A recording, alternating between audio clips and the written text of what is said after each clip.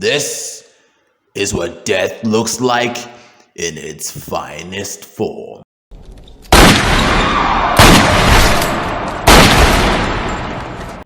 And then there's you. My question right now is, will your friends, partners, or your family remember the heartfelt impact you have left in their lives prior to getting your soul eroded by elimination chambers? Join me in this brutal journey to how one disastrous event shifted Western culture.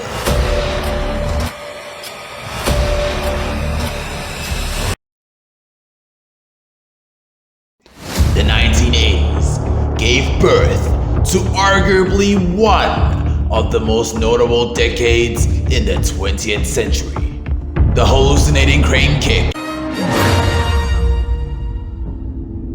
The rife peak of Rocky Balboa, the scorching popularity of rock and roll, the ruthless apartheid regime in South Africa, and the mysterious rise of Microsoft and Bill Gates terrorizing their wealth. As your eyes are glued to the screen, awaiting to engage with what would be offered in this piece. January 28th, 1986, 7 of the most elite, well-seasoned astronauts were assigned by NASA to conduct a crucial space mission. The first being Ellison Onizuka, followed by Dick Scobie, Krista McAuliffe, Gregory Bruce Jarvis, Judith Arlene Resnick, Michael John Smith, and my main man, Ronald McNair, became the dream team of the 1986 Space Calendar. The odds against the dream team traveling to space for this emphatic mission were immensely stacked like barrels of crude oil inside trading ships.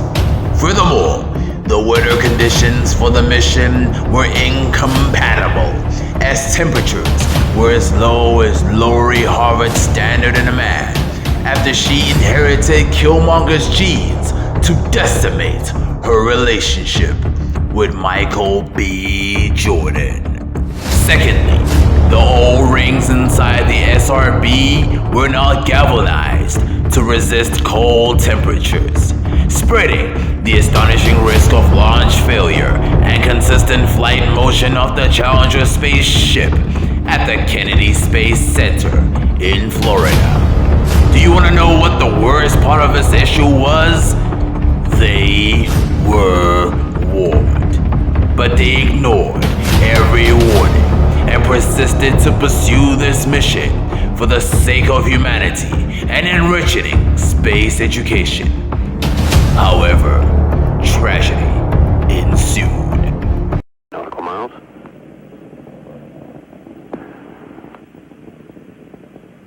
Engines throttling up, 3 engines now at 104%. Challenger, go at throttle up. Challenger, go at throttle up.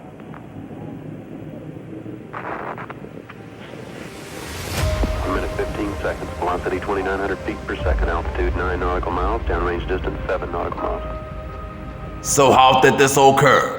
At the sight of the entire country spectating this prestigious occasion?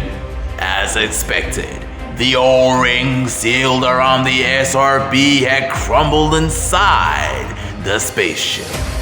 The responsibility of the O-ring is to prevent gases and liquids from escaping unnecessarily.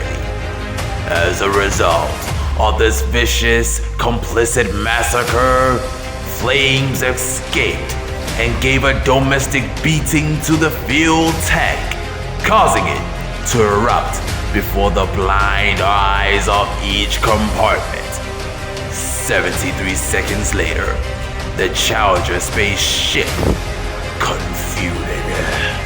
And even if each astronaut present was aware that the spaceship was on its way to be escorted to heaven by St. Peter, they would have all not survived due to the decrementing of air inside the spaceship, which caused all astronauts to lose consciousness before the debris crashed into the ruthless, freezing Atlantic Ocean. It took NASA and the US Navy 80 days to recover the lost remains of each crew member before the immediate families were informed. Onizuka, a master's graduate in aerospace engineering at the University of Chicago and the first Asian American to travel to space, was survived by his wife, Loneleko Yoshida, and his two daughters, Janelle and Darian Leigh Shizu Ozanuka Morgan. 2 years earlier, in 1984, US President Ronald Reagan announced the launching of the Teacher in Space project after NASA realized that the Challenger mission needed an ordinary person with little to no qualification skills to be part of the Dream Team. Krista McAuliffe, a well-rounded teacher at Concord High School in New Hampshire, was selected out of 11,000 applicants to travel to space and was set to make history by becoming the first teacher in human history to ever travel to space. She was survived by her husband, Stephen McAuliffe, and her two children, Scott and Carolyn. Richard Scooby, a bachelor's graduate in aerospace engineering, oiled pilot, and highly decorated U.S. Air Force soldier, was survived by his wife Virginia June Kent and his two children, Kathy and Richard Jr. Michael J. Smith, a science bachelor's graduate in naval science at the U.S. Naval Academy and a master's graduate in aeronautical engineering, was a naval pilot and aviator. He served as a special commander in the NASA long-term astronaut program until the time of his untimely cancellation of his life subscription. He was survived by his wife Jane Smith and his three children, Scott, Allison, and Aaron. Ronald McNair, a PhD graduate from MIT in physics, was widely recognized for his incredible work in laser physics. He served as a mission specialist for NASA and became the first African-American man to travel in space since Lieutenant Colonel Keon S. Bluford in August 30th, 1983. A blueprint for this present generation of space fanatics, McNair's philosophy for learning about the particles of each celestial body discovered in space opened the path for many aspiring astronauts of color around the world to enrich the insane world of aeronautics and space engineering. McNair was survived by his wife Cheryl and two children. Gregory Jarvis, a master's graduate in electrical engineering, was a fellow test pilot and aviator in the U.S. Army Air Force until 1973. He served as a dedicated mission specialist and repair mechanics for each space mission for NASA. He was survived only by his wife, Marcia Jarvis. Resnick, a highly regarded and naturally gifted software engineer, biomedical engineer, electrical engineer, aviator, and astronaut, was one of the 16 women to have attained a perfect score in the SAT exams during her senior year at the youthful age of 16. She earned a PhD degree in electrical engineering at the University of Maryland and a PhD in aviation before serving as a special ops at NASA. My question to you now is, before your spirit is leavened by death itself, would it be the first time you'll receive flowers in your funeral? Another question I would propose is, Did you live a life on your own terms instead of being motivated by what others thought about you?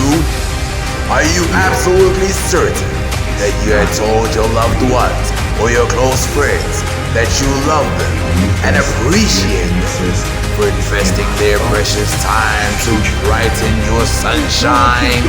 Well, if you're not, I strongly recommend to do so. Otherwise, you will regret it for the rest of your life.